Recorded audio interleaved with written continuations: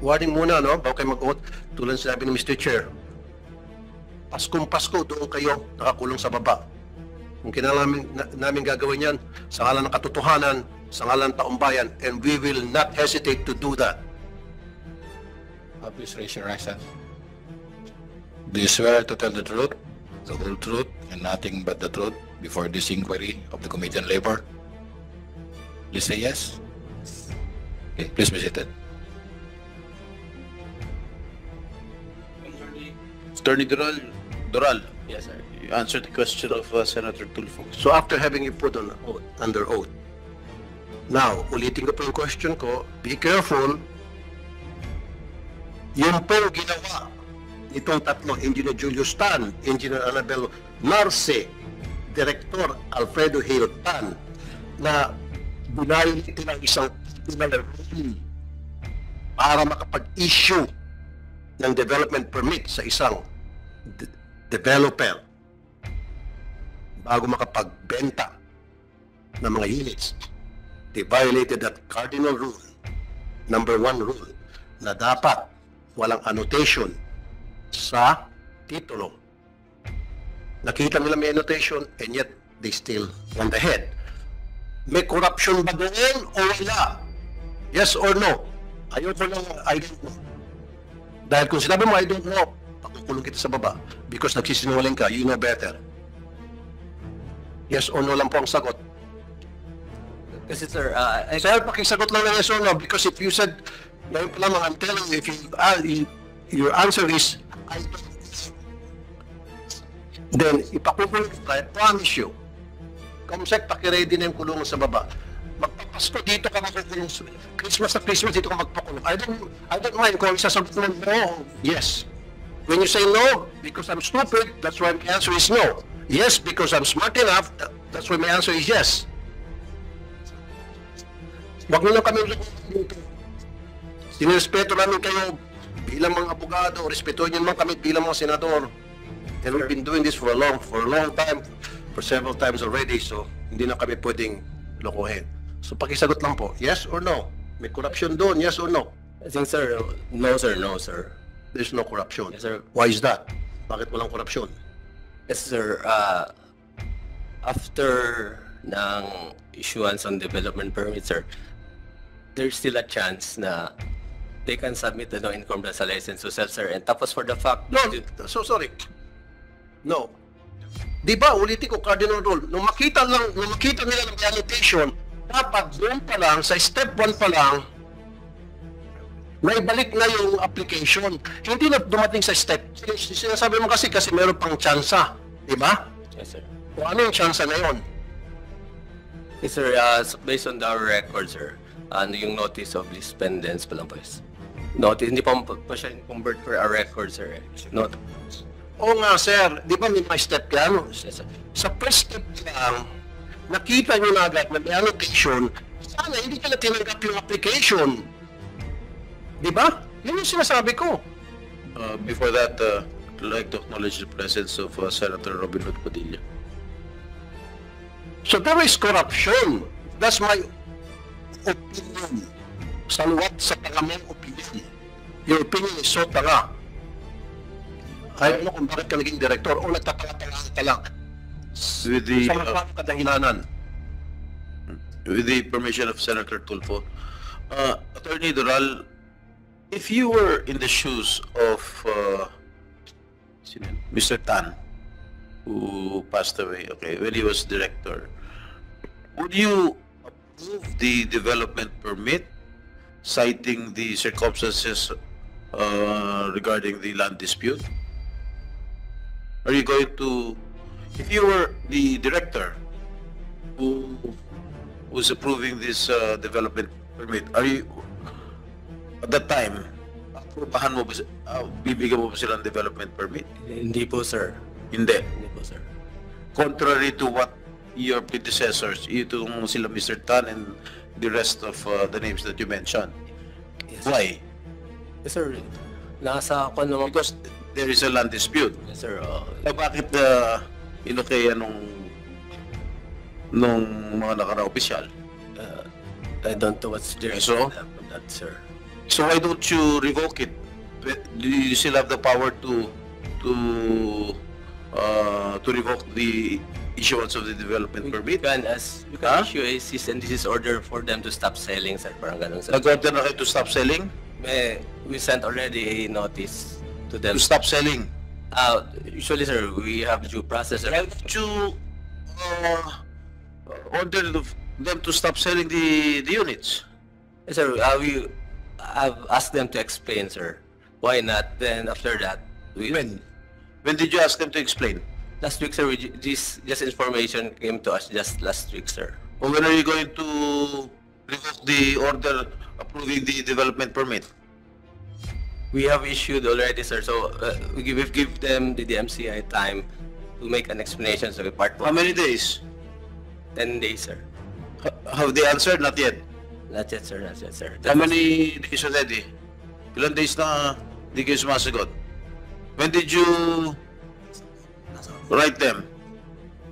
Kailan nyo sila sinulatan?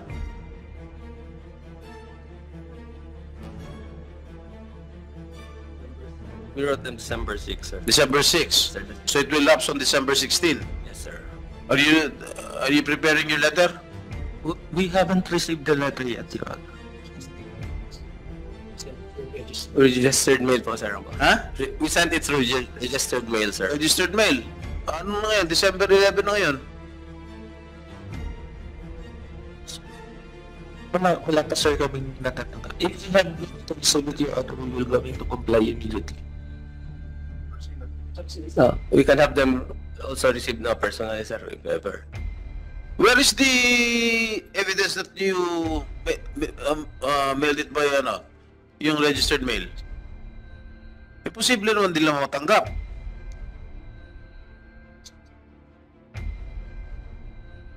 We haven't attached it Ha? yet dito, sir. Sa record, sir. Nasa records pa po namin. Nasaan? Pakita niya dito.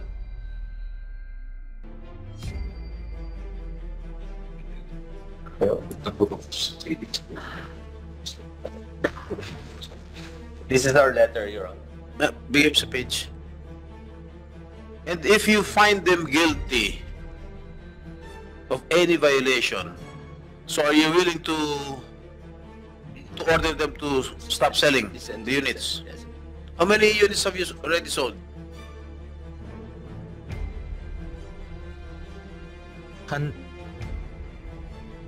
I think, Your Honor, the 131, Your Honor. Out of?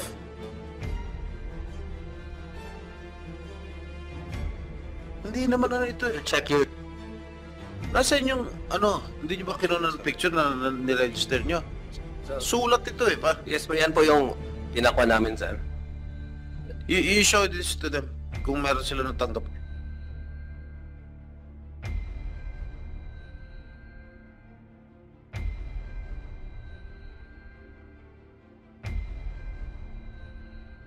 Can I do a follow-up question, Mr. Chair? Senator Tulfo. I'm not finished with you, Attorney Doral. For the meantime, Attorney Gascon, Sir, 131 po yung affected. I think... Out of? Huh? Out of? 965, Your Honor.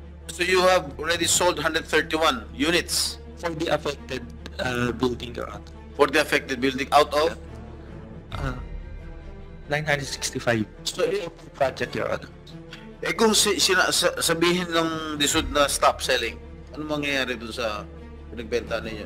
yung follow-up ko nga po, Mr. Chair, na-informahan na ba yung mga nakabili na there's an ongoing hearing dito sa Senate dahil nagkaroon ng malaking kapalpakan sa desisyon ng DMCI kasama ng HLURP at nasa korte, etc. Have they been informed? Yes, Your Honor. I think last week we have met the Ivory Woods residences because they came. And what was the reaction? Of course, Your Honor, some of them are worried. And of course, we kinausap po namin sila na DMCI will take care of this. How would you take good care of this? Yung mga affected, Your Honor, if in case, of course, we will going to compensate them, or we will going to whatever they paid, we will going to return it to them, Your Honor. Reimbursed. You will reimburse the owners, correct? Yes, Your Honor, the affected. I-reimburse nyo, kung wala na silang mga kukontirahan, paano? Permission itong ginawa nyo. In the first place, even before the Senate hearing started, you knew for a fact that there was a land dispute, okay, that is pending before the courts. In fact, your results is adverse to your company. And why did you still start selling these units to these buyers? Kawawa naman ito mga bumili ng units ninyo. And now you're telling them, pagkatapos pagka-adverse yung ruling sa amin, kukompensate nyo. Halimbawa ako bumili. Kung natalo kayo, i-kukompensate nyo ako. Wala na ako ibang tirahan. Saan ako pupunta? Saan ako titira? One of the rules that we want to Your Honor is, of course, we will look into them we will offer them another place to kung di sila pumayag, that's we're going to discuss it for ang problema ninyo, ang lalakas ng loob ninyo, nagbebenta kayo ng mga units na alam nyo na may kaso pa. Parang nakakasiguro kayo na makakakuha kayo ng favorable ruling sa korte. Ang lakas ng loob ninyo. That's why I want the presence of Consungi here. Because you guys cannot answer.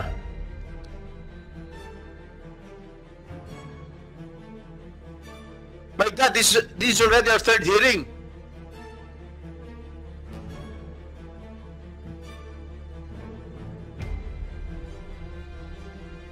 You're asking for you are praying for a favorable decision from the court? Again, what if adverse yung ruling sa inyo? You want to answer, Mr. Austria? Yes, regarding your question on why we proceeded with the development, as I said in the previous hearing, it's because, to our knowledge, we have settled with the workers involved. The workers had the claim of a certain amount, and we settled them, we paid them, and so we did not see any risk at that point, because they were paid and there was an agreement. So that's the reason why we proceeded. But Mr. Austria already told you in our previous hearing, even though na-areglo nyo na po yung mga complainant, kahit pa happy sila doon sa settlement ninyo, tangahan pa rin po yun. Why? Kasi po, pag nilabas pa rin Supreme Court ang desisyon nila, let's say not favorable to DMCI, to you, wala pa rin kayo magagawa.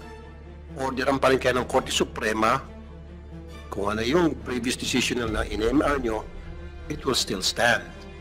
Diba? Ginagawa nyo yung pag-aareglo kung nasa RTC pa lamang. Am I right? Pero kung nasa Supreme Court na, hindi na po kayang habulin yon. Sabi ko nga sa inyo, kahit na na-areglo yung complainant, what if sinabi ng Supreme Court, ang desisyon namin ay yung loting yan lahat, ibibigay sa mga complainant. Wala kayong magagawa, right? Pwede sabihin ng mga complainant, yung binigay nyo sa aming areglo, wala kami pakialam dyan, sundin natin ang nakalagay sa Supreme Court. Wala kang protection.